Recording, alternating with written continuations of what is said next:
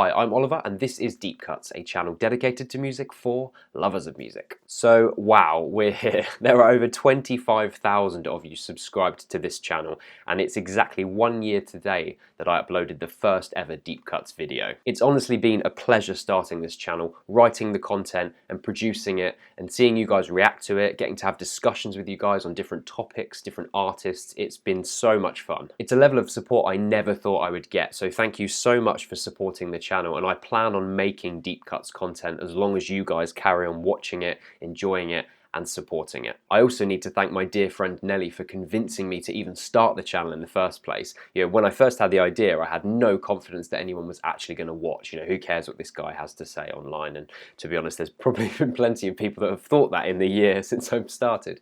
But there's plenty of you here watching now, so but you know, she gave me the confidence to push ahead and really give it a go, try it and see what happens, and it's really thanks to her that I started doing the channel in the first place. So big thanks to you. Right, Q&A time. There's a lot of questions on here. You guys have submitted a lot of questions, so thank you for everyone that has submitted a question. Obviously, I'm not going to be able to read them all because there's over 500, and we'd be here forever. So I've picked 25, I've flicked through, found some good ones, and I will start. Stefano Pellegrini, I have a question. Are you losing your eyebrows, or that's how it's supposed to look? Not very good sentence structuring, Stefano, but that's okay. I will answer the question for you. I don't know why my eyebrows don't grow in certain areas. There's little patches, they just don't grow. I don't know why. For some reason on camera it looks a lot worse than it does in person, although people could be being polite. Obviously you guys on the internet aren't that polite, so you can just say whatever you think. But I've never noticed it's that bad, but every time someone suggests it on a video and I look back, I think, oh god, yeah, it look like I'm losing them. I don't think I'm losing them, they just grow weirdly. Super Blam Blam Man. First album you bought with your own money. First album was a compilation album called Now That's What I Call Music 47. I don't know if you're outside of the UK, if you have them, but basically in the UK they packaged the top 40 hits of a certain period into 2 discs and put them out every 6 months, and that was the first thing I bought. I cannot remember for the life of me what tracks there were on there. I'm sure there were some awful tracks, but other than that, the other album that I bought after Now 47 was Hot Shot by Shaggy. No regrets there. 15 Awesome High Five. Why did you choose to make a channel about music and not, for example, another art form, film? I think music is just the closest to my heart out of all of the art forms. You know, I do know quite a bit about film. I went to film school for a little while. I do love films. But there's just something about music that it's the purest art form for me, and it's the one I constantly go back to, that I love discussing. I have an endless fascination with it. I never tire of it, so I thought that makes more sense than any of the other art forms. Not to say that I don't love film, I don't love visual art, but for me that's just the thing that's closest to my heart. Another damn film critic asks, what albums do you listen to when you're feeling down and sad in one of those existentially terrifying ways? Okay, there's probably 2 answers to this. One would be Have a Nice Life's Death Consciousness, which if you really want to wallow in that feeling of existential dread, then that's the album to listen to. If any of you that have heard of it will know what I'm talking about. But if I want to be lifted out of it, I would probably pick something like Another Green World by Brian Eno, which is just so life-affirming, and that's a little precursor to next week's video. Mizumi Izawa asks, if you were to go on a music-inspired vacation, what 3 cities anywhere in the world would you visit and why? An amazing question. So first I would go for New Orleans because of the jazz, funk, Dixieland, Cajun influence. Mardi Gras, I'd have to go during Mardi Gras. It'd be an absolutely amazing experience. I've always wanted to do that, so that's definitely number 1. For number 2, I'd probably do Oslo, because the Norwegian jazz avant-garde world music scene is amazing out there. I always talk about the label Hubro, and they're one of the labels that really bring that together. There's also a very good arts grant in Norway, which a lot of the money goes back into music, so I think that I would like to go out there and experience some of those artists. And then finally, I would probably pick Havana, capital of Cuba, because Cuban music's beautiful, and being able to see that live and the vibrancy of all those artists that play in the city all the time would be great. And you know, Cuban music has such an eclectic, diverse mixture of sounds. You have the Spanish guitar influence, but then you also have the African rhythms and percussion. It makes for such a beautiful sound. So I think I'd like to do that. God, I'm really sad this trip isn't happening now. Thanks a lot, Mizumi. Peter Parker, when are you going to start your own meme channel? Peter, never. And that goes for all of you keep asking about a meme channel. No meme channel. Destroyer of Aquarius. Ooh, I'm scared. Favourite classical album or recording? That's really hard to pick. I would go with Rite of Spring, Igor Stravinsky's 1913 ballet, which is just downright terrifying and thrilling. And for a recording of that, a specific recording, I listened to Leonard Bernstein's 1958 conduction, I think that's a word, conducting the New York Philharmonic. It's my favourite version, the best version I've heard of it. Go and check it out if you haven't heard it. It's a Trappy asks, do you have any unpopular opinion on an album or band that is highly praised? I've said this on Twitter and Facebook before, but I just don't get LCD Soundsystem. And I've tried over and over again with their numerous different releases, but I just don't get it. I don't get their sound. I find it so boring. There's nothing that really I just don't connect to anything at all about their music. Try as I might, and it does upset people, and I'm sorry, but that's just my opinion.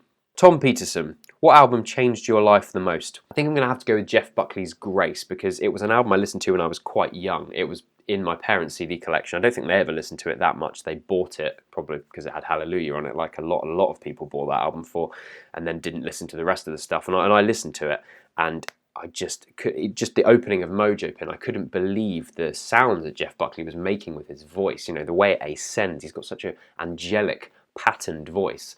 And just some of the sounds, some of the guitar lines in there really did just open my eyes up to a new form of music at that age.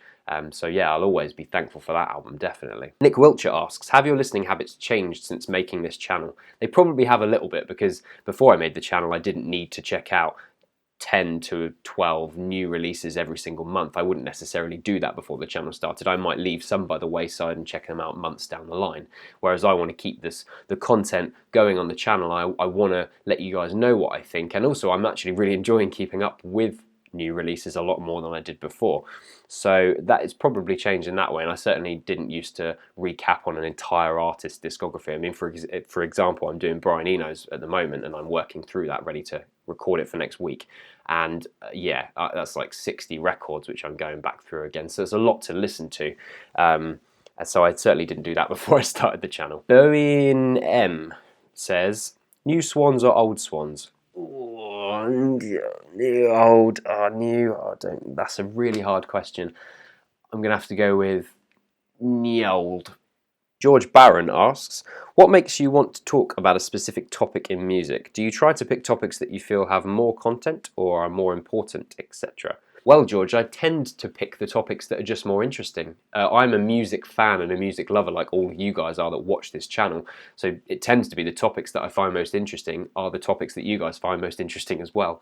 So I'm not just trying to eat content out of a specific topic, but I'm just trying to talk about things that are interesting. There's a lot of stuff in them to engage in, a lot of discussion to be had out of them, and I've got ideas for interesting discussions and stuff ready for the next 6 months, because there are just so many things in music that are fascinating to talk about with other people who like music. Martin Damjanovic, sorry if I've said your name wrong, asks, favourite movie director? If it's Lynch, then favourite movie director except Lynch. Why did you assume Lynch was my favourite movie director? I know it's a lot of people's. Can I have two?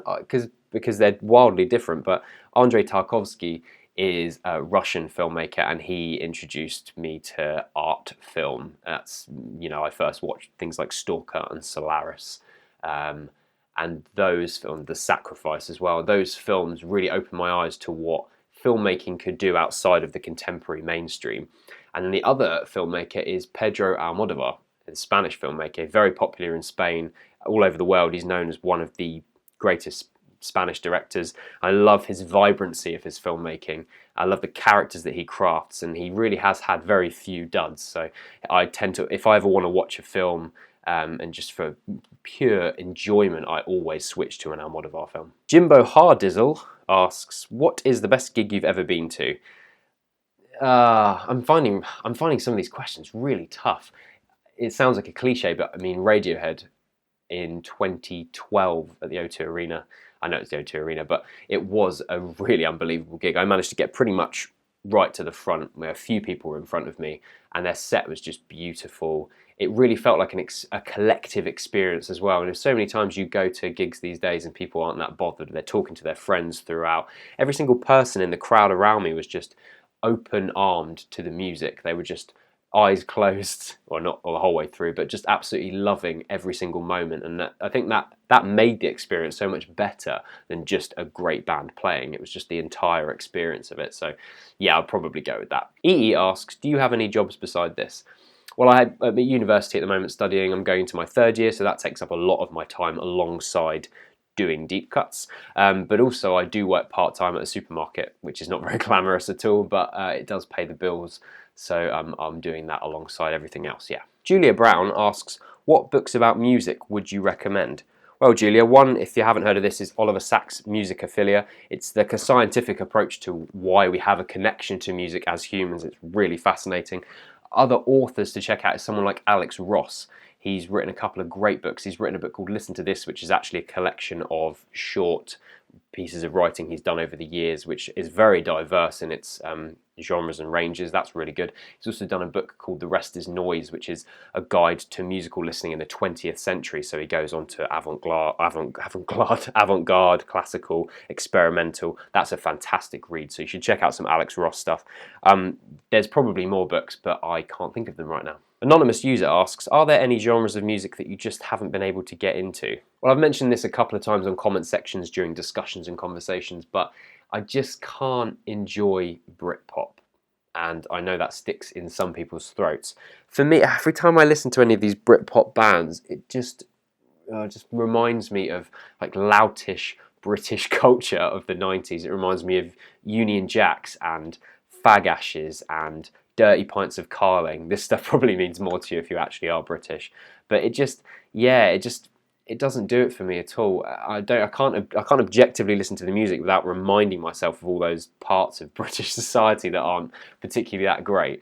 And it reminds me of like football fans. And if you're a football fan, sorry, I'm just not a big football fan myself, but it reminds me of football fans running around like a foreign city, being abusive and singing crappy British anthems. And yeah, I can't dissociate myself with that for some reason, and as a result I can't listen to the bands like Oasis and Pulp and Suede. Maybe not Blur as much because they moved out of the Britpop sound, but yeah, I just can't listen to it.